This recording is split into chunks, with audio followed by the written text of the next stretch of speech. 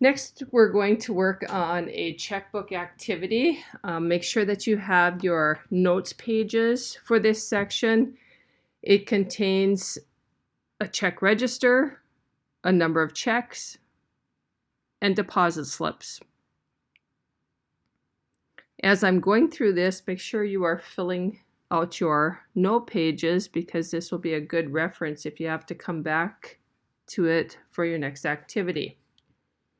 Here we go. This is your check register. This is where you're going to record all of your transactions that we're going to go through so that we can always have a running balance of your account.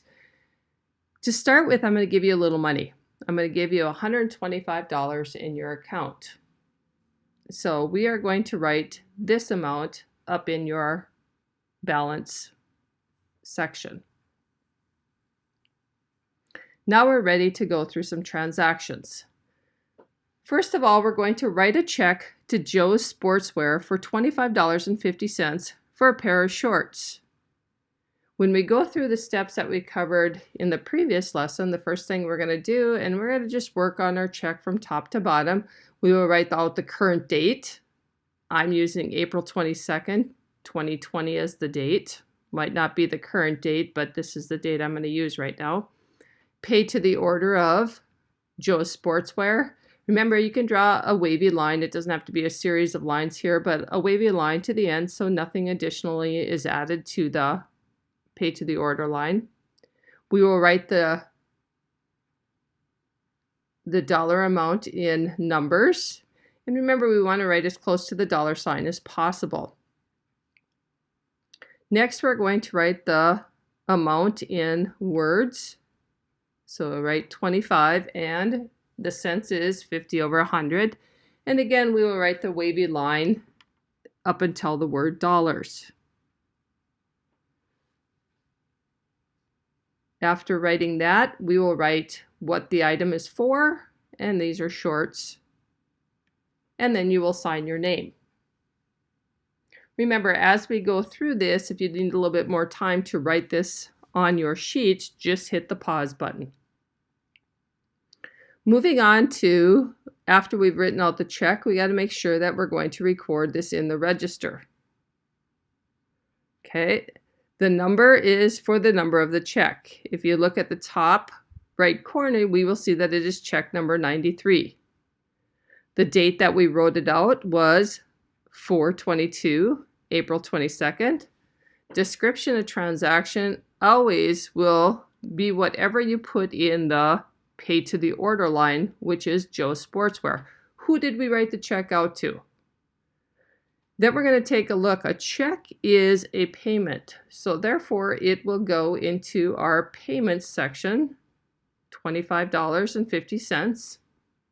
And you'll note that there is a line that will divide the dollars and the cents.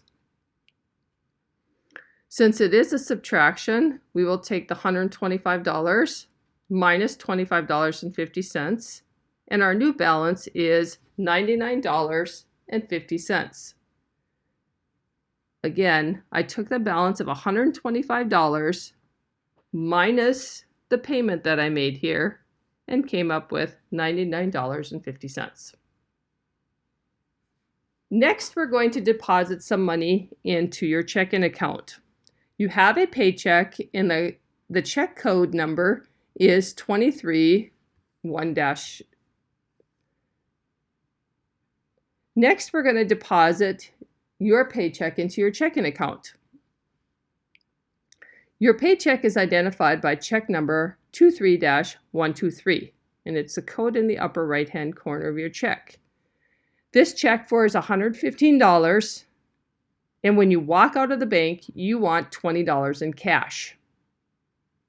So now it's time to fill out your deposit slip.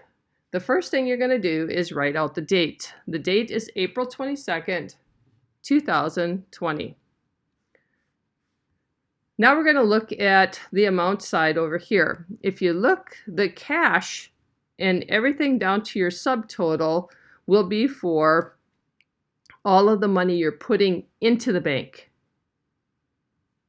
Below that is for money that were taken out of the bank.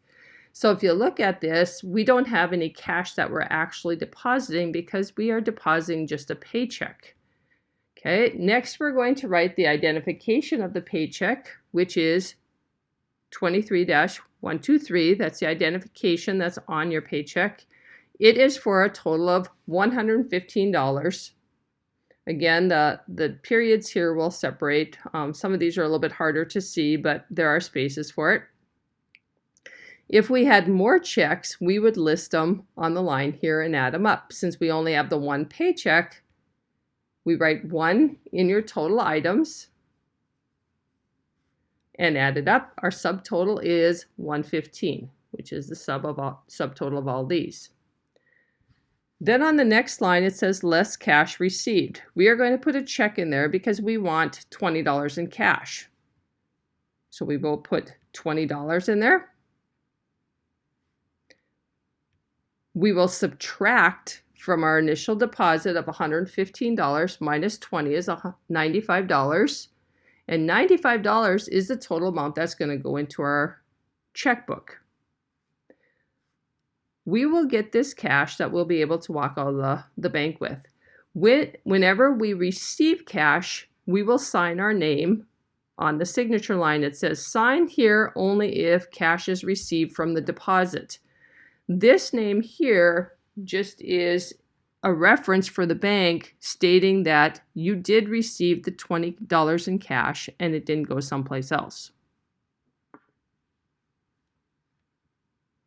Next, we're going to record the deposit in our check register. Remember, every time cash is received or paid out, we have to record it in our register so that we can keep our checkbook balance up to date. We're going to put a letter D in the number, and that is just a shorthand version for deposit. You can write the whole word deposit. This is your record, so you can do basically what you want with it as long as you keep your balance up to date. The date is the 22nd. It is depositing our paycheck, and again, it's a description of your transaction. This is your record. You put in the description that is going to be beneficial to you.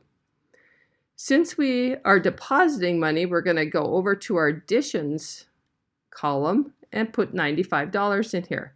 That was the total of the bottom line of our deposit slip.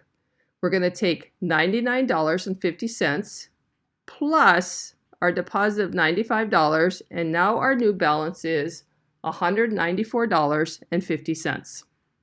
Next, we're going to cover voiding a check. Sometimes you write out a check that you no longer want to use, or maybe you made a mistake on it. So what you have to do is void it, which makes it non-usable. With a voided check, most people, what they do is they just rip it up and throw it away. But what you should be doing for your own record keeping is you write void across the check. And you can do this on your check. We're going to write the word void on there.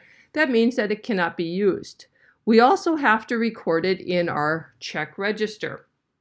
So the first thing we're going to do is we're going to write the check number, 94, the date that we are voiding it, 4/23.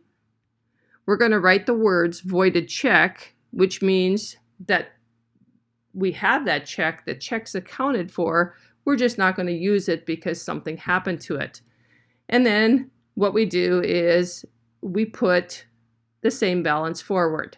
We do not have to fill anything in this line because the check is no good. Next, on April 23rd, you ate lunch at Budget Burger and wrote out a check for $6. Again, we'll walk through this. The first thing is writing out the date, April 23rd, 2020. Paid to the order of Budget Burger. Again, the wavy line is so that nobody else can add something to it. The dollar amount, $6. You write your number as close to the dollar sign as possible. You write it out in words, 6 and 00 over 100 with a wavy line to the end so nobody else can alter your check. What is it for? It's for lunch. And then you will sign your name like it is shown on your signature card. Now we need to record that check in the check register. And again, you can record it before you write the check out, after you write the check out. The biggest thing is that it gets recorded. Every transaction gets recorded in your check register. So we're going to write the check number 95. The date is 4/23. We wrote out the check to Budget Burger. The total amount of the check was $6. Therefore, we put it in the subtraction or the payment column.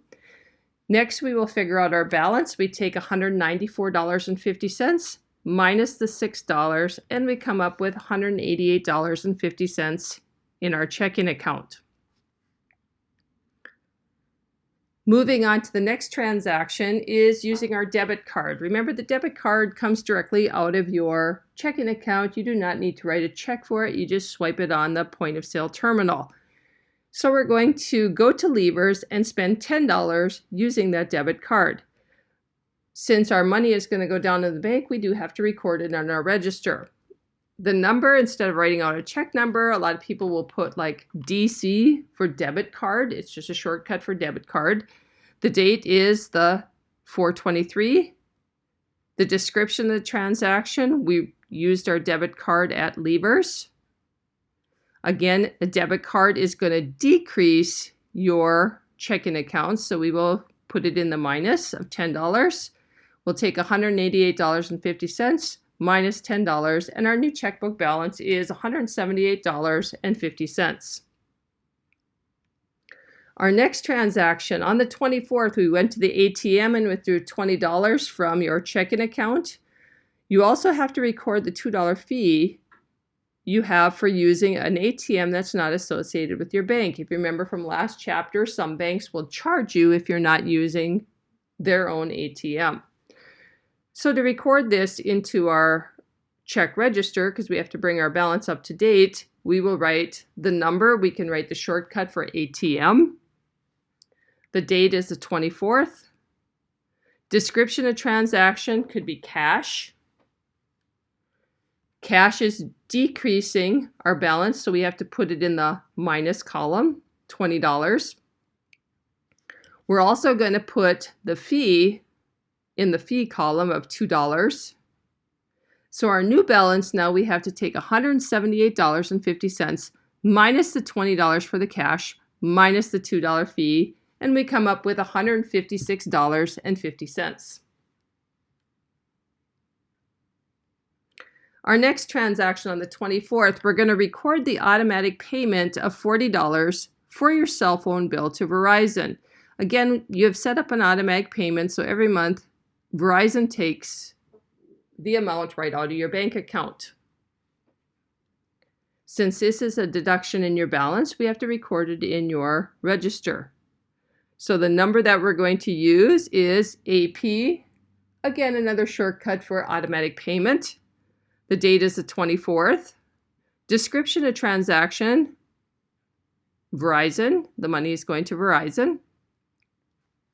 Again, it is a deduction in your checking account, so we will go to this column here and put $40 in there. We had a previous balance of $156.50. We subtract the $40 from the Verizon bill, and our new balance is $116.50. The next transaction that affects your checking account is receiving a paycheck. On the 25th, your paycheck of $250 was automatically deposited into your account. Previously, you had it set up so that every time you got paid, it was put into your account. So therefore, it is ready to use right away. Recording this, we can put AD for automatic deposit into our number. And again, this is your own little shortcut, what you want to use. The date is the 25th. The description would be the paycheck. This paycheck is going to increase your balance, so therefore you will put it in the additions column. Along with that, you'll add it to your balance, $116.50 plus $250. So your new balance that you have in your checking account is $366.50. Next transaction, we got 2 checks and some cash from your friends, and plan on depositing them in their checking account. Fill out the deposit slip. So you have all of this money that you're going to put into your checking account. And if you look, you have a check for $10, a check for $15, and you have some cash that you want to put in there. So just as a rough figure, you can see 10 plus 15 is 25, plus another 20 would be $45 that we're going to deposit it. We're going to fill out this deposit slip before we go to the bank. The date is the 26th, so we write April 26, 2020. We will put an X in the cash because we are bringing cash into the bank to deposit it, and the amount of cash that we have brought in is $20. We're also bringing in 2 checks, so we will list the checks singly here. Check ID number 3682 will go there. The amount is for $10. The second check that's listed up here for 135-49 will be listed next, and that's for $15. Now we have all 3 items listed into our inbox of our deposit slip. So we will go down and we will write 3 in the 3 items. Our subtotal, after we add those 3 numbers together, we will put $45 in there because it's those 3 numbers. We are not taking any cash out of the bank, so we will leave this part blank. So the total amount of our deposit will be $45. Again, we do not have to sign it here because we have not taken any cash out of the bank.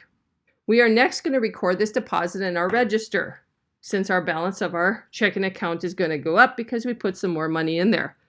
It is a D for deposit for the number. The date is the 26th. Description of the transaction, we're making a deposit, and you could put other things in there too to describe this type of deposit. We are adding money to our account, so it'll go in here, $45. We have $366.50. We will add the $45 that we have just deposited, so our new balance is now $411.50. Next, pause the video and write out a check to Marketplace for $8. Pause now. This is what your check should look like. Before you record it in your register, you realize that you were at Leavers. Void this check and record the voided check in your register. Pause now.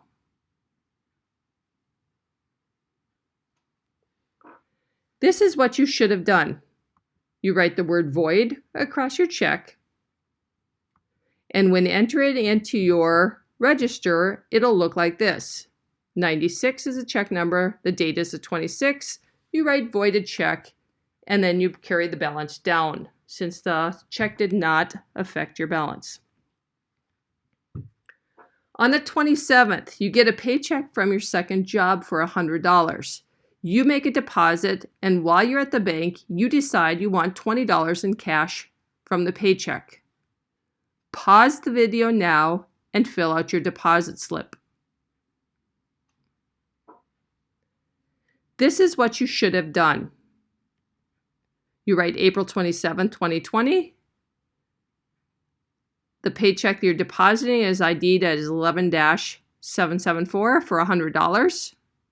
There is one item you're depositing, so the subtotal is $100. It says that you want to take out $20 in cash, so you'll put an X in the less cash received for $20. And so the total amount that you are depositing is $80. Again, just a reminder, you should fill out your name here, sign your name here as a receipt for the $20 that you received. After filling out your deposit slip, you put it into your check register. It is a D for the 27th, depositing paycheck, and I like to write a little notation that I took out $20 in cash. The total amount of my deposit for my deposit slip is $80. Deposits are pluses, so I'm going to take $411.50 plus the $80, and I come up with $491.50.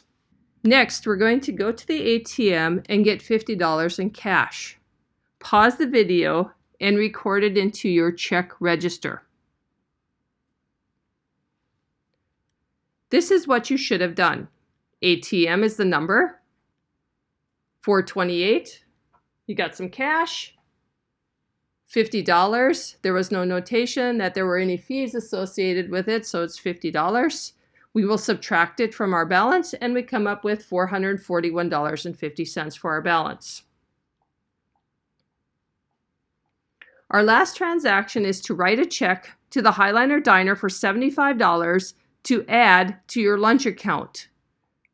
Pause the video, write out the check, and fill out your check register. This is what you should have done. The date is April 28th, 2020, paid to the order of Highliner Diner. The amount $75, $75 written out in words. It was for your lunch account, and sign your name. Recorded in your check register, check number 97.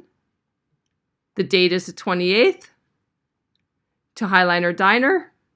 The amount of the check was $75. Since it is a payment, we will subtract from our balance, and we come up with $366.50. That concludes today's lesson.